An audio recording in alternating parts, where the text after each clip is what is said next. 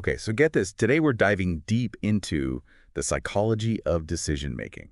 You guys sent in some fascinating notes on this. Yeah, it's a really interesting area. I mean, trying to figure out how our brains work is always interesting, especially, when it comes to making choices. Totally. And what's cool is it's not just some abstract thing, right? Yeah. You mentioned this quote, this topic has implications for everything from personal habits to leadership. Hmm. So like huge E stuff, but also everyday choices. Is that how you see it in your work? Absolutely. It pops up everywhere. Decision-making psychology, it's like a foundational thing for so many fields. You might not even realize it. For example, let's take behavioral economics. Okay, yeah. So researchers there, they've actually done studies showing that just by making one product the default option, people are way more likely to choose it. Even if there are other, even better options right there. Really? Yeah. Oh, nice. It's crazy, right? It is. Shows you how much subconscious bias plays into our choices, even with things like money, which you'd think would be more rational.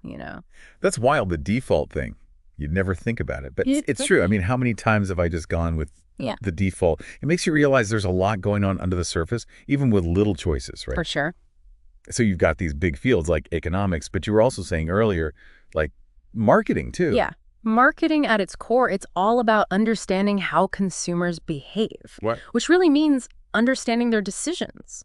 Why do some ads grab our attention more than others? Why are we loyal to certain brands? It all goes back to how our brains work, the psychology of making a choice. Totally. It's like that saying we're all just running on the stories we tell ourselves, even about what shampoo to buy. Exactly. Okay, but here's where I kind of get stuck. You also mentioned reasoning as this big concept, and I get it. We love to explain our choices. But honestly, isn't a lot of it just going with your gut? Absolutely. Intuition is a huge factor for sure. But here's the thing. Even when we make a split-second gut decision, thinking about it afterward, trying to figure out how our gut said that can be super useful. So you're saying even if we didn't like consciously analyze every angle AT that moment, there still were reasons driving it. Precisely.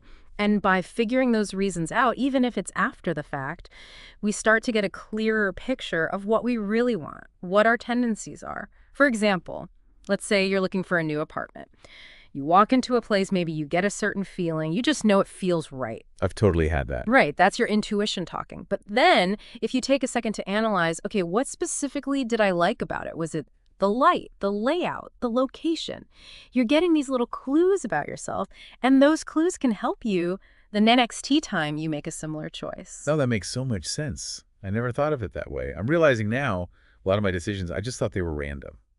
Yeah. But you're saying there are actually patterns there if I just like pay attention. Yes. And the more we understand those patterns, how our past experiences, our personalities, our mood in the moment, all of it can influence us, the better we become at making decisions that actually line up with what we truly want.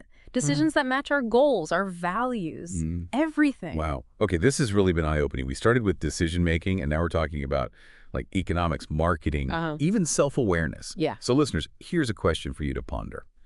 Think of one decision you made, whether it was something small or a big life-changing thing, and ask yourself, could understanding the why behind it help you approach similar choices differently down the road? What a powerful question. Absolutely, because it's when we stop seeing our decisions as these isolated things and we start to see them as all connected, part of this bigger picture of our lives, that's when we can really tap into the power of understanding how our minds make choices.